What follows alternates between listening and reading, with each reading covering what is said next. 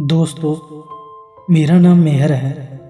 ਗਰੀਬੀ ਕਰਕੇ ਮੇਰਾ ਵਿਆਹ ਛੋਟੀ ਉਮਰ ਵਿੱਚ ਹੀ ਵਿਸ਼ਾਲ ਨਾਲ ਕਰ ਦਿੱਤਾ ਗਿਆ।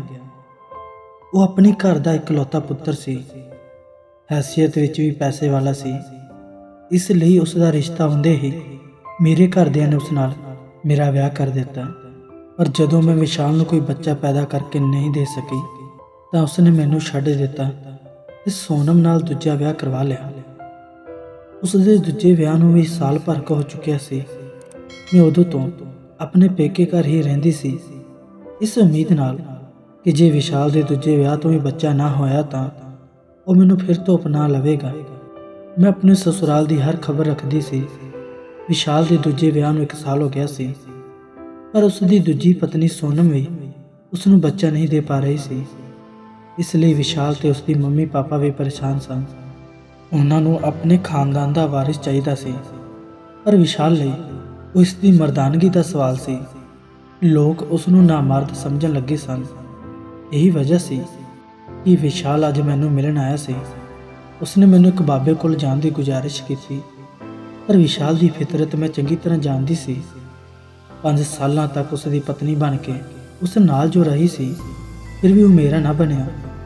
ਜੇ ਉਸ ਦੀ ਦੂਜੀ ਪਤਨੀ ਸੋਨਮ ਨੂੰ ਬੱਚਾ ਹੋ ਗਿਆ ਹੁੰਦਾ ਤਾਂ ਉਹ ਮੈਨੂੰ ਪੁੱਛਦਾ ਵੀ ਨਹੀਂ।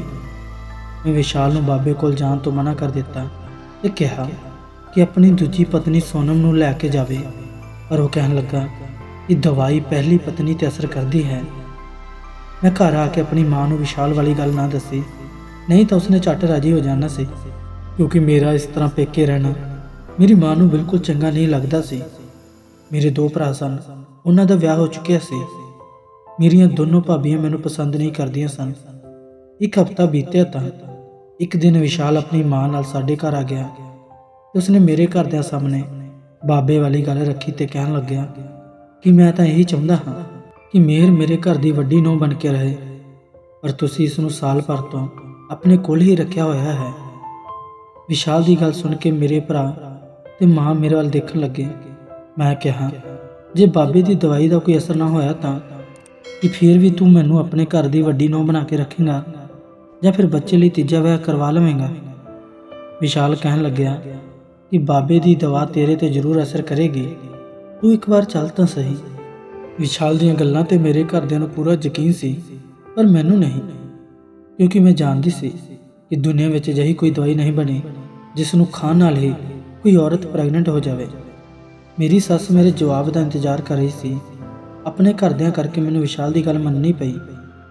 ਮੈਂ ਉਹਨਾਂ ਨਾਲ ਆਪਣੇ ਸਸੁਰਾਲ ਆ ਗਈ, ਪਰ ਮੇਰੀ ਸ਼ੌਂਕਣ ਸੋਨਮ ਮੈਨੂੰ ਮਾਇੂਸ ਨਜ਼ਰ ਆਈ। ਇੱਕ ਔਰਤ ਹੋਣ ਦੇ ਨਾਤੇ ਮੈਂ ਉਸ ਦਾ ਦੁੱਖ ਸਮਝ ਸਕਦੀ ਸੀ। ਘਰ ਵਿੱਚ ਸਭ ਦੇ ਆਪਣੇ ਆਪਣੇ ਕਮਰੇ ਸਨ, ਪਰ ਰਸੋਈ ਇੱਕ ਹੀ ਸੀ। ਇਸ ਲਈ ਸਵੇਰੇ ਸ਼ਾਮ ਮੈਂ ਤੇ ਸੋਨਮ ਰਸੋਈ ਵਿੱਚ ਇਕੱਠੇ ਹੀ ਖਾਣਾ ਬਣਾਉਂਦੀਆਂ ਸੀ। ਇਸ ਦੌਰਾਨ ਅਸੀਂ ਖੂਬ ਗੱਲਾਂ ਕਰਦੀਆਂ। ਆਪਣੇ ਚੰਗੇ ਵਿਵਹਾਰ ਨਾਲ ਸੋਨਮ ਦਾ ਭਰੋਸਾ ਕਾਫੀ ਹੱਦ ਤੱਕ ਜਿੱਤ ਚੁੱਕੀ ਸੀ। ਸਾਡੇ ਦਰਮਿਆਨ ਜੋ ਗਲਤਫਹਿਮੀਆਂ ਸੀ ਉਹ ਵੀ ਦੂਰ ਹੋ ਚੁੱਕੀਆਂ ਸਨ। ਸੋਨਮ ਹੁਣ ਖੁੱਲ੍ਹ ਕੇ ਮੈਨੂੰ ਹਰ ਗੱਲ ਦੱਸਣ ਲੱਗੀ ਸੀ। ਮੈਂ ਵੀ ਉਸ ਤੋਂ ਕੁਝ ਨਹੀਂ ਛੁਪਾਉਂਦੀ ਸੀ। ਮੈਨੂੰ ਪਤਾ ਚੱਲਿਆ ਕਿ ਸੋਨਮ ਵੀ ਮੇਰੀ ਤਰ੍ਹਾਂ ਗਰੀਬ ਪਰਿਵਾਰ ਦੀ ਹੀ ਸੀ। ਉਸ ਦੇ ਪੇਕੇ ਘਰ ਉਸ ਦੀ ਮਤਰੇਈ ਮਾਂ ਤੇ ਮਤਰੇਏ ਭਰਾ ਸਨ ਜੋ ਉਸ ਨੂੰ ਬਿਲਕੁਲ ਪਸੰਦ ਨਹੀਂ ਕਰਦੇ ਸਨ। ਇਸ ਲਈ ਉਹਨਾਂ ਨੇ ਸੋਨਮ ਦਾ ਵਿਆਹ ਵਿਸ਼ਾਲ ਵਰਗੇ ਸ਼ਾਦੀशुदा ਇਨਸਾਨ ਨਾਲ ਕਰ ਦਿੱਤਾ ਗਿਆ। ਸੋਨਮ ਮੇਰੀ ਸ਼ੌਂਕਣ ਸੀ, ਇਸ ਵਿੱਚ ਉਸ ਦੀ ਕੋਈ ਗਲਤੀ ਨਹੀਂ ਸੀ। ਉਸ ਦੀ ਕਹਾਣੀ ਸੁਣ ਕੇ ਮੇਰਾ ਉਸ ਨਾਲ ਹਮਦਰਦੀ ਦਾ ਰਿਸ਼ਤਾ ਹੋਰ ਵੀ ਮਜ਼ਬੂਤ ਹੋ ਗਿਆ ਸੀ। 2 ਵਿਆਹਾਂ ਤੋਂ ਬਾਅਦ ਵੀ ਬੱਚਾ ਨਾ ਹੋਣ ਕਰਕੇ ਵਿਸ਼ਾਲ ਨੂੰ ਜਾਣਨ ਵਾਲੇ ਉਸ ਨੂੰ ਨਾਮਰਦ ਸਮਝਣ ਲੱਗੇ ਸਨ, ਪਰ ਇੱਕ ਪਤਨੀ ਹੋਣ ਦੇ ਨਾਤੇ ਮੈਂ ਜਾਣਦੀ ਸੀ ਕਿ ਅਜਿਹਾ ਕੁਝ ਨਹੀਂ ਸੀ।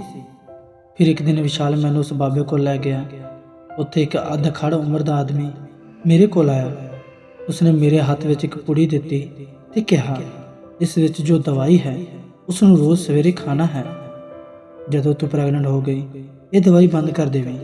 ਦਵਾਈ ਲੈ ਕੇ ਅਸੀਂ ਵਾਪਸ ਆ ਗਏ। ਮੈਂ ਵਾਪਸ ਆਈ ਤਾਂ ਸੋਨਮ ਮੈਨੂੰ ਪੁੱਛਣ ਲੱਗੀ ਕਿ ਦਵਾਈ ਮਿਲ ਗਈ, ਤਾਂ ਮੈਂ ਉਸ ਨੂੰ ਸਾਰੀ ਗੱਲ ਦੱਸ ਦਿੱਤੀ। ਉਹ ਥੋੜੀ ਉਦਾਸ ਹੋ ਗਈ। ਮੇਰੇ ਪੁੱਛਣ ਤੇ ਉਹ ਕਹਿਣ ਲੱਗੀ ਕਿ ਜੇ ਤੂੰ ਇਸ ਦਵਾਈ ਨਾਲ ਪ੍ਰੈਗਨੈਂਟ ਹੋ ਗਈ ਤਾਂ ਇਹ ਵਿਸ਼ਾਲ ਮੈਨੂੰ ਤਲਾਕ ਦੇ ਦੇਵੇਗਾ। ਸੋਨਮ ਦੇ ਮੂੰਹੋਂ ਇਹ ਗੱਲ ਸੁਣ ਕੇ ਮੈਨੂੰ ਉਸ ਤੇ ਤਰਸ ਆ ਗਿਆ। ਮੈਂ ਉਸ ਨੂੰ ਕਿਹਾ ਕਿ ਮੈਂ ਤੈਨੂੰ ਆਪਣੀ ਛੋਟੀ ਭੈਣ ਮੰਨਦੀ ਹਾਂ, ਮੈਂ ਤੇਰੇ ਨਾਲ ਅਜਿਹਾ ਕੁਝ ਨਹੀਂ ਹੋਣ ਦੇਵਾਂਗੀ। ਫਿਰ 2 ਕੁ ਹਫ਼ਤਿਆਂ ਬਾਅਦ ਪਤਾ ਚੱਲਿਆ ਕਿ ਮੈਂ ਪ੍ਰੈਗਨੈਂਟ ਹਾਂ। ਘਰ ਵਿੱਚ ਸਾਰੇ ਬਹੁਤ ਖੁਸ਼ ਹੋਏ। ਮੈਨੂੰ ਕਿਹਾ ਗਿਆ ਕਿ ਤੂੰ ਘਰ ਦਾ ਕੋਈ ਕੰਮ ਨਹੀਂ ਕਰੇਂਗੀ, ਸਿਰਫ ਆਰਾਮ ਹੀ ਕਰਨਾ ਹੈ। ਮੈਂ ਸੋਚ ਰਹੀ ਸੀ ਕਿ ਇਸ ਖੁਸ਼ੀ ਨੇ ਸੋਨਮ ਦੀ ਜ਼ਿੰਦਗੀ ਮੁਸੀਬਤ ਵਿੱਚ ਪਾ ਦਿੱਤੀ ਹੈ। ਉਹ ਤਾਂ ਨੌਕਰਾਨੀ ਬਣ ਕੇ ਰਹਿ ਗਈ ਸੀ। ਵਿਸ਼ਾਲ ਨੇ ਉਸਦੇ ਕਮਰੇ ਵਿੱਚ ਜਾਣਾ ਛੱਡ ਦਿੱਤਾ। ਮੈਂ ਵਿਸ਼ਾਲ ਨੂੰ ਕਿਹਾ ਵੀ ਕਿ ਉਹ ਸੋਨਮ ਦੇ ਕਮਰੇ ਵਿੱਚ ਚਲਾ ਜਾਇਆ ਕਰੇ, ਪਰ ਉਹ ਕਹਿਣ ਲੱਗਾ, ਮੈਂ ਤੈਨੂੰ ਇਸ ਹਾਲ ਵਿੱਚ ਇਕੱਲੇ ਨਹੀਂ ਛੱਡ ਸਕਦਾ। ਇੱਕ ਦਿਨ ਸੋਨਮ ਨੇ ਗੁੱਸੇ ਵਿੱਚ ਵਿਸ਼ਾਲ ਨੂੰ ਕਹਿ ਦਿੱਤਾ, ਜੇ ਤੇਰੇ ਕੋਲ ਮੇਰੇ ਲਈ ਸਮਾਂ ਹੀ ਨਹੀਂ ਹੈ ਤਾਂ ਮੈਨੂੰ ਤਲਾਕ ਕਿਉਂ ਨਹੀਂ ਦੇ ਦਿੰਦਾ। ਉਸ ਦੀ ਗੱਲ ਸੁਣ ਕੇ ਵਿਸ਼ਾਲ ਨੇ ਵੀ ਗੁੱਸੇ ਵਿੱਚ ਕਹਿ ਦਿੱਤਾ ਕਿ ਸਮਝ ਲੈ, ਮੈਂ ਦੇ ਦਿੱਤਾ ਤੈਨੂੰ ਤਲਾਕ। ਕੋਈ ਵੀ ਕੁਝ ਨਾ ਬੋਲਿਆ। ਮੇਰੀਆਂ ਅੱਖਾਂ ਸਾਹਮਣੇ ਸੋਨਮ ਆਪਣਾ ਬੈਗ ਲੈ ਕੇ ਚਲੀ ਗਈ। ਮੈਨੂੰ ਉਸ 'ਤੇ ਬਹੁਤ ਤਰਸ ਆ ਰਿਹਾ ਸੀ। ਮੈਂ ਆਪਣੇ ਆਪ ਨੂੰ ਸੋਨਮ ਦਾ ਗੁਨਹਗਾਰ ਸਮਝਣ ਲੱਗੀ। ਅਗਲੇ ਦਿਨ ਮੈਂ ਵਿਸ਼ਾਲ ਨੂੰ ਕਿਹਾ ਕਿ ਸੋਨਮ ਦੇ ਘਰ ਫੋਨ ਕਰਕੇ ਪਤਾ ਕਰੋ, ਤਾਂ ਪਤਾ ਚੱਲਿਆ ਕਿ ਉਹ ਆਪਣੇ ਪੇਕੇ ਘਰ ਨਹੀਂ ਪਹੁੰਚੀ। ਇਸ ਸੁਣ ਕੇ ਮੈਂ ਘਬਰਾ ਗਈ ਕਿ ਕਿਤੇ ਉਸਨੇ ਕੋਈ ਗਲਤ ਕਦਮ ਤਾਂ ਨਾ ਉਠਾ ਲਿਆ ਹੋਵੇ। ਵਿਸ਼ਾਲ ਵੀ ਆਪਣੀ ਗਲਤੀ 'ਤੇ ਸ਼ਰਮਿੰਦਾ ਸੀ। ਉਸਨੇ ਸੋਨਮ ਨੂੰ ਲੱਭਣ ਦੀ ਬਹੁਤ ਕੋਸ਼ਿਸ਼ ਕੀਤੀ, ਪਰ ਉਸ ਦਾ ਕੁਝ ਪਤਾ ਨਾ ਚੱਲਿਆ। ਹੌਲੀ-ਹੌਲੀ 5 ਸਾਲ ਬੀਤ ਗਏ। ਮੈਂ 3 ਬੱਚਿਆਂ ਦੀ ਮਾਂ ਬਣ ਚੁੱਕੀ ਸੀ, ਪਰ ਸੋਨਮ ਨੂੰ ਭੁੱਲ ਨਹੀਂ ਸਕੀ ਸੀ। ਇੱਕ ਦਿਨ ਮੈਂ ਆਪਣੇ ਛੋਟੇ ਬੇਟੇ ਨੂੰ ਦਵਾਈ ਦਿਵਾਉਣ ਲਈ ਵੱਡੇ ਹਸਪਤਾਲ ਗਈ। ਮੇਰੇ ਬੇਟੇ ਨੂੰ ਨਮੂਨੀਆ ਹੋ ਗਿਆ ਸੀ, ਇਸ ਲਈ ਉਸ ਨੂੰ ਹਸਪਤਾਲ ਦਾਖਲ ਕਰ ਲਿਆ ਗਿਆ। ਆਪਣੇ ਬੇਟੇ ਕੋਲ ਰੁਕ ਗਈ ਤੇ ਵਿਸ਼ਾਲ ਵਾਪਸ ਘਰ ਚਲਿਆ ਗਿਆ। ਰਾਤ ਨੂੰ ਮੇਰੇ ਬੇਟੇ ਨੂੰ ਵਾਰਡ ਵਿੱਚ ਦੇਖਣ ਇੱਕ ਨਰਸ ਆਈ, ਜਿਸ ਨੂੰ ਦੇਖ ਕੇ ਮੈਂ ਖੁਸ਼ ਵੀ ਹੋਈ ਤੇ ਹੈਰਾਨ ਵੀ, ਕਿਉਂਕਿ ਇਹ ਕੋਈ ਹੋਰ ਨਹੀਂ ਸੋਨਮ ਸੀ। ਪਰ ਮੈਨੂੰ ਆਮਨੇ ਸਾਹਮਣੇ ਦੇਖ ਕੇ ਸੋਨਮ ਦੇ ਚਿਹਰੇ ਦਾ ਰੰਗ ਉੱਡ ਗਿਆ। ਮੈਂ ਉਸ ਦਾ ਹਾਲ ਚਾਲ ਪੁੱਛਿਆ ਤੇ ਆਪਣੇ ਬਾਰੇ ਵੀ ਦੱਸਿਆ। ਫਿਰ ਉਸਨੇ ਦੱਸਿਆ ਕਿ ਉਹ ਇੱਕ ਹਸਪਤਾਲ ਵਿੱਚ ਕੰਮ ਕਰਦੀ ਹੈ। ਅੱਜ ਉਸ ਦੀ ਰਾਤ ਦੀ ਡਿਊਟੀ ਹੈ। ਉਸ ਨੂੰ ਪੁੱਛਿਆ ਕਿ ਤੂੰ ਕਿੱਥੇ ਗਾਇਬ ਹੋ ਗਈ ਸੀ।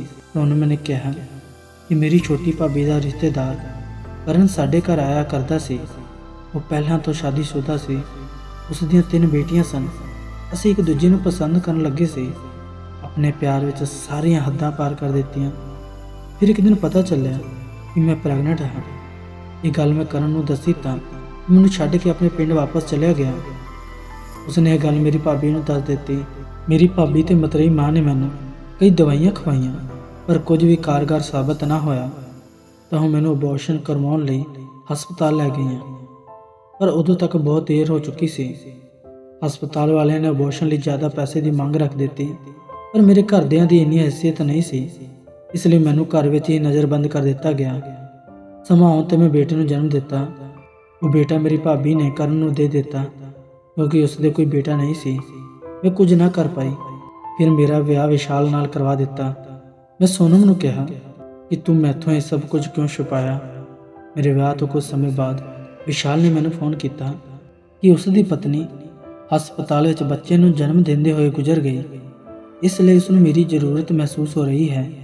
ਉਹ ਮੇਰੇ ਨਾਲ ਵਿਆਹ ਕਰਵਾਉਣਾ ਚਾਹੁੰਦਾ ਹੈ। ਮੈਂ ਕਰਨ ਕੋਲ ਜਾਣਾ ਚਾਹੁੰਦੀ ਸੀ, ਪਰ ਕਰਨ ਕਰਕੇ ਨਹੀਂ, ਸਗੋਂ ਆਪਣੇ ਬੇਟੇ ਲਈ, ਕਿਉਂਕਿ ਉਸ ਨੂੰ ਮੇਰੀ ਜ਼ਰੂਰਤ ਸੀ। ਇਸ ਲਈ ਮੈਂ ਕਰਨ ਕੋਲ ਵਾਪਸ ਜਾਣ ਦੇ ਮੌਕੇ ਦੀ ਤਲਾਸ਼ ਵਿੱਚ ਲੱਗ ਗਈ।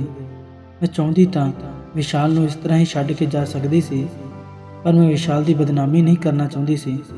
ਮੈਂ ਪ੍ਰੈਗਨੈਂਟ ਨਾ ਹੋਵਾਂ, ਇਸ ਲਈ ਮੈਂ ਦਵਾਈਆਂ ਖਾਣ ਲੱਗੀ ਸੀ। ਜਦੋਂ ਵਿਆਹ ਤੋਂ 1 ਸਾਲ ਬਾਅਦ ਵੀ ਮੈਂ ਪ੍ਰੈਗਨੈਂਟ ਨਾ ਹੋਈ ਤਾਂ ਵਿਸ਼ਾਲ ਮੇਰੇ ਤੋਂ ਨਿਰਾਸ਼ ਹੋ ਗਿਆ। ਫਿਰ ਮੈਂ ਵਿਸ਼ਾਲ ਨੂੰ ਬਾਬੇ ਕੋਲ ਜਾਣ ਦੀ ਸਲਾਹ ਦਿੱਤੀ ਤੇ ਕਿਹਾ ਕਿ ਬਾਬੇ ਦੀ ਦਵਾਈ ਪਹਿਲੀ ਪਤਨੀ 'ਤੇ ਅਸਰ ਕਰਦੀ ਹੈ, ਇਸ ਲਈ ਮੈਂ ਉਸ ਨੂੰ ਤੈਨੂੰ ਮਨਾਉਣ ਲਈ ਕਿਹਾ। ਮੇਰੀ ਗੱਲ ਮੰਨ ਕੇ ਤੈਨੂੰ ਘਰ ਲੈ ਆਇਆ। ਤੇਰੀ ਪ੍ਰੈਗਨੈਂਸੀ 'ਤੇ ਮੇਰੀ ਕਿਸਮਤ ਟਿਕੀ ਹੋਈ ਸੀ। ਤੂੰ ਪ੍ਰੈਗਨੈਂਟ ਹੋ ਜਾਂਦੀ ਤਾਂ ਮੇਰੀ ਅਹਿਮੀਅਤ ਆਪਣੇ ਆਪ ਘਟ ਜਾਣੀ ਸੀ, ਪਰ ਇਸ ਲਈ ਤੇਰਾ ਪ੍ਰੈਗਨੈਂਟ ਹੋਣਾ ਬਹੁਤ ਜ਼ਰੂਰੀ ਸੀ। ਮੈਂ ਤੇਰੀਆਂ ਪੁਰਾਣੀਆਂ ਮੈਡੀਕਲ ਰਿਪੋਰਟਾਂ ਦੀਆਂ ਫੋਟੋ ਖਿੱਚ ਕੇ ਕਰਨ ਨੂੰ ਭੇਜੀਆਂ ਤੇ ਉਸਨੇ ਇਸ ਹਸਪਤਾਲ ਦੀ ਵੱਡੀ ਡਾਕਟਰ ਨੂੰ ਰਿਪੋਰਟਾਂ ਦਿਖਾਈਆਂ ਤਾਂ ਉਸ ਡਾਕਟਰ ਨੇ ਦੱਸਿਆ ਕਿ ਤੇਰੀ ਬੱਚੇਦਾਨੀ ਅੰਦਰ ਚਰਬੀ ਹੈ।